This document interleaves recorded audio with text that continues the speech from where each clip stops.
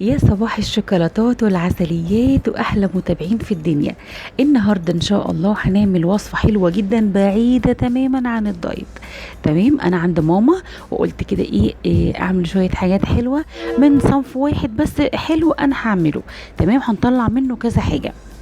وكمان اخواتي معزومين عند ماما، فقلت ان انا إيه نتغاضى عن الدايت النهارده ونعمل كده ايه حاجات حلوه ندلع نفسنا بقى. وكمان انا ما صدقت. بس قبل ما نبدأ ما تنسوش لايك واشتراك وتفعلوا زر الجرس عشان يوصلكم مني كل جديد. هنعمل مع بعض يا حبايبي الكيكة الاسفنجية التقليدية بتاعتنا. انتوا عارفين ان انا مش بحب اكلكع قوي في الكيك وحاجات يعني كده. تمام، فايه هنمشي كده مع بعض واحدة واحدة. اول حاجة عندي هنا كوباية الا ربع من السكر، وكمان عندي كوباية الا ربع من الزيت. تمام، هبتدي كده اني اضربهم مع بعض كده كويس جدا بالمضرب. تمام، طبعا تقدري انك تعمليهم في الخلاط لو مش متاح عندك، او كمان ممكن تعمليهم على ايدك، بس طبعا هتطول معاكي في الوقت شويه. تمام، هنا استخدمت عندي 3 بيضات عشان لقيت البيض صغير كده، فبيضه واحده مش هتبقى مش هتوفي بالغرض يعني. تمام، نزلت كده بالبيض ووراه على طول بالفانيليا عشان الزفاره. تمام، وابتدي برضو اني اخلطهم كويس جدا مع بعض. الطريقة سهلة جدا وجميلة للكيك. وما بتاخدش معاكي وقت خالص، يعني في 10 دقايق تكوني مخلصة صينية الكيك بتاعتك. تمام كده. خلاص هو اخد معايا الشكل الكريمي. ونزلت بعد كده بكيس البيكنج باودر. طبعا انا هنا هستخدم معايا الفانيليا والشوكولاتة، بس العجينة الاساسية بتاعتهم واحدة. تمام، يعني انا هنا كده وصلت لحد ال- الشكل اللي عندي دوت، وضفت كمان كوباية الحليب. تمام، وبرضو ياخد مع بعضه كده الضربة التمام. تمام يا حبايبي، لحد ما يصبح كده قوامه كريمي قوي. هنيجي بقى كده ان احنا نفصل المكون دوت. وصلنا كده حبايبي السائل بتاعنا عشان نبتدي ان احنا نقسم الخليط لفانيليا وكمان لشوكولاته. تمام، زي ما احنا شايفين كده نزلت باول خليط معانا، وهننزل عليه بسبونج الفانيليا. طبعا معروف السبونج بيبقى فيه المحسن وفيه الفانيليا وكمان محلى. تمام، لكن انا يعني بحب ان انا اضيف الاضافات دي تاني. طبعا بعيد عن المحسن، ما بضيفش محسن مرتين. تمام، لكن الفانيليا بضيفها والبيكنج باودر برضو بضيفه. تمام، بس بصراحة كيك الاسبونج بيكون مختلف تماما عن الدقيق العادي اللي احنا بنستخدمه. عملت كده الصينية بتاعتي بالمادة الدهنية، طبعا لازم تكون سمنة. تمام، عشان تديني كمان طعم احلى للكيك بتاعي. تمام، وكمان نزلت بالجزء التاني من السائل، وهنزل عليه بسبونج الشوكولاتة. بجد الكيك ده خفيف وجميل جدا وهش قوي. وكمان ينفع في المدارس انك ممكن تعمليه اللي هو الانجليش كيك، بيبقى تحفة قوي كمان في اللانش بوكس للاولاد، وبيفرحوا بيه جدا. تمام، الفانيليا كده خلاص جهز معانا وصبيناه في الصينيه بتاعتنا. وكمان الشوكولاته جهزت. حطيت كده كوبايه في النص ونزلت عليها بكيك الشوكولاته. انا طبعا مش بروفيشنال قوي ان انا اظبط يعني الكيك وكده، احط بقى لا، فاهمين يعني اي حاجه. فاهمين، وبتطلع حلوه الحمد لله يعني. تمام، الكيك بتاعنا كده خلاص طلع. تمام، وابتدي بعد كده اجهز بقى المكونات اللي انا هستخدمها على سطح الكيك. اول حاجه هنا عندي عشان طبعا محتاجه ان هي تتحط في التلاجة على طول، وهو الكريم شانتيه. استخدمت هنا الكريم شانتيه البودره. تمام، سواء المحلى او غير المحلى، انت كده كده هتظبطي السكر بتاعك. تمام، ونزلت عليه بميه او لبن مثلجين. اهم حاجه يكون مثلج عشان يلم معاكي بسرعه. تمام. انا هنا كده بظبط السكر.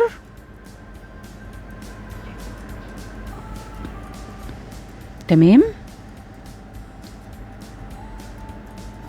شايفين هنا كده بدأ ان هو يلم معايا كده وقوامه يبقى متجانس ويمسك كده ويبقى حلو قوي. تقدري ممكن تضيفي له مثلا فانيليا، او تقدري تضيفي له اي طعم انت عايزاه، في ريحه البندق وفي ريحه اللهم صل على سيدنا محمد، واللوز والمانجا والفراوله والحاجات دي كلها. تمام. طيب كده خلاص الكريم شانتيه جاهز معايا، ويدخل كده على التلاجة على طول، عشان طبعا في الحر دوت صعب قوي ان هو يستنى بره. تمام. استخدمت بعد كده مانجا. جبت كده منجتين ناشفين. تمام. وقطعناهم كده بالمقشره، ونبتدي ان احنا نقطعهم مكعبات. لازم تكون المانجا عندك جامده عشان خاطر انتي تقدري تشكليها زي ما انتي عايزه. تمام. نيجي بعد كده على التزيين التاني اللي هعمله، وهو صوص الشوكولاته. بصوا بقى يا جماعه، صوص الشوكولاته بدون نار وبدون زيت وبدون زبده وبدون، يعني بصوا، يعني حاجه زي كده تنفع جدا جدا للي عايزين ياكلوا صوص شوكولاته، زي مثلا اللي عاملين دايت، او ربنا يشفي كل مريض يا رب، مرضى السكر او الكلام ده كله. هنعملها بطريقه حلوه قوي وجميله جدا. استخدمت هنا عندي نص كوبايه من الميه او نص كوبايه من اللبن، بس انا حبيت ان انا اعمله ايه، اخف شويه، فاستخدمت نص كوبايه من الميه عادي بدرجه حراره الغرفه، مش ساقعه. تمام. واستخدمت هنا عندي نص كوبايه من الشوكولاته الخام، انا بحب طعمها اكتر في صوص الشوكولاته. وعندي كمان استخدمت، يعني بصوا، ربع كوبايه سكر وزياده معلقه، دي ظبطت معايا الطعم قوي. وكمان عندي نص كوبايه من اللهم صل على سيدنا محمد، من الحليب البودر. تمام. زي ما احنا شايفين كده، هنبتدي كده اول حاجه ننزل عندي بكوبايه الميه. بصوا يعني المقادير هنا عندي مثلا نص كوبايه من الميه، عليها نص كوبايه كله انصص. تمام. تمام. نزلت كده بالميه وبعد كده وراها بالسكر. انا هكتب لكم مقادير صوص الشوكولاته دوت، عشان دوت ينفع في الرجيم، بيبقى حلو جدا برضو. يعني عايزه تاكلي صوص شوكولاته مع الكيك تقدري تستخدمي الصوص ده. انا قلت بس ان انا اعمله خفيف كده شويه. وزي ما احنا زي ما قلت ان ممكن بدل الميه ممكن استخدم اللبن، بس انا قلت بدل ما استخدم يبقى دسم بزياده مرتين، لا كفايه بس الحليب البودره واستخدم ميه. تمام. يبقى كده نزلنا ميه وسكر وكمان بالحليب، نخلطهم كده كويس جدا مع بعض. وابتدي انزل بعد كده بالكاكاو الخام اللي عندي. طبعا تقدري تستخدمي الكاكاو اللي هو نسكويك، برضو بيدي طعم حلو قوي، بس يعني انا بفضل المراره شويه اللي في الصوص الشوكولاته، بتدي يعني تست اعلى. تمام. نخلطهم بقى كده كويس جدا لحد ما يكون القوام متماسك. تمام. تقدري طبعا تعمليه بالمضرب، بس انا استسهلت عشان كمان الصوص عندي بعمله بكميه صغيره. هوريكم كده. بصوا انا طبعا قعدت فيه فتره كبيره، بس طبعا قطعت في الفيديو. تمام. بصوا القوام بتاعه متماسك وجميل جدا ازاي، وتقيل كمان. عايزه كمان تتقليه عن كده تقدري ممكن تزودي كمان شويه شوكولاته. تمام. وبرده تظبطي السكر بتاعك.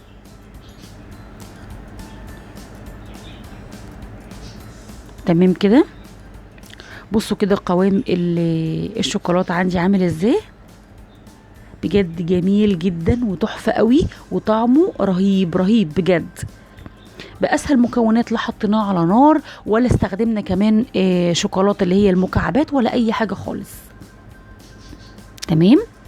عايزه انتي تديله لمعه او حاجه، ممكن يعني معلقتين 3 زيت كده وهيظبط معاكي، لكن انا بصراحه ما حطيتهاش. تمام. طبعا الكيك كده طالع معايا. تمام. ونسقيه كده بالحليب عشان يديني كده الطراوه الحلوه كده للكيك. شايفين اصلا شكله تحفه وجميل جدا، يعني من غير تزيين ومن غير حاجه، مية مية. لو وصلتي معايا للجزء ده ما تنسيش لايك واشتراك وتفعلي زر الجرس عشان يوصلك مني كل جديد. وصحة وانا عليكم يا حبايب قلبي. تمام.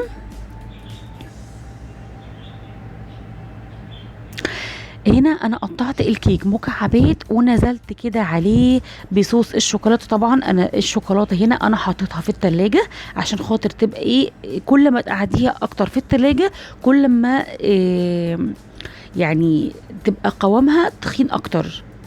تمام، تبقى سميكة. تمام. نزلت انا كده بالصوص بتاعي على الكيك بالشكل دوت وركناها على جنب. نيجي بعد كده للكيك التاني. انا قلت لكم انا عملت واحده فانيليا وواحده شوكولاته، يعني واحده بصوص الشوكولاته وواحده هنعملها بالكريم شانتيه. تمام. المكونات كده هنا عندي جاهزه. تمام.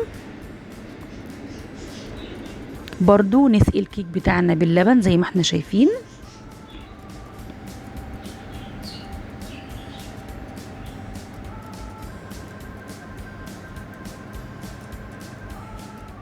انا هنا بقى حبيت اني اعمل الكيك بتاعي بتاع المانجا في كوبايات، هيديني شكل حلو قوي.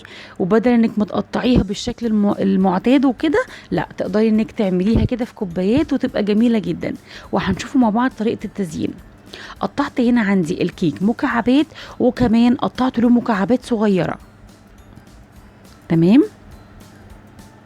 طبعا تقدري تعملي الكمية اللي انت عايزاها من الاكواب.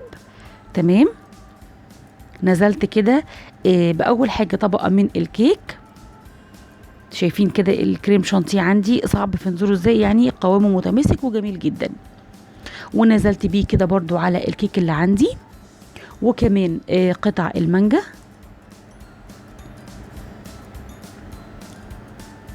بصوا كل ما تعملوا او تحطوا طبقه يعني ايه خبطتين كده، ايه خبطتين ثلاثه كده على الكوبايه عشان ايه المكونات كلها تتجانس مع بعضها.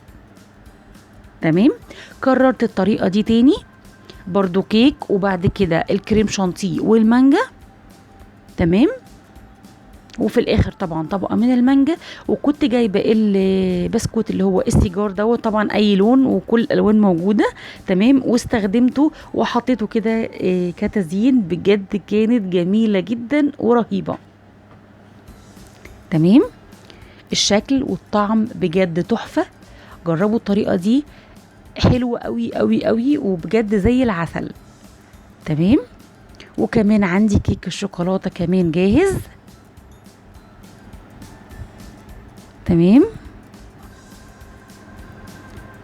قد ايه بجد الكيك هش جدا والشوكولاته فيه كده، يعني بصوا حاجه كده دايبه دوب. بصوا اصلا يعني القوام على الشوكه رهيبه بجد. بصوا كده حبايبي وصفتنا خلصت. من كيكه واحده وبمقادير بسيطه قدرنا ان احنا نعمل الكيك بطعمين مختلفين. تمام. لو وصلتي معايا للجزء ده ما تنسيش لايك واشتراك وتفعلي زر الجرس عشان يوصلك مني كل جديد. وصحه وهنا عليكم يا حبايبي.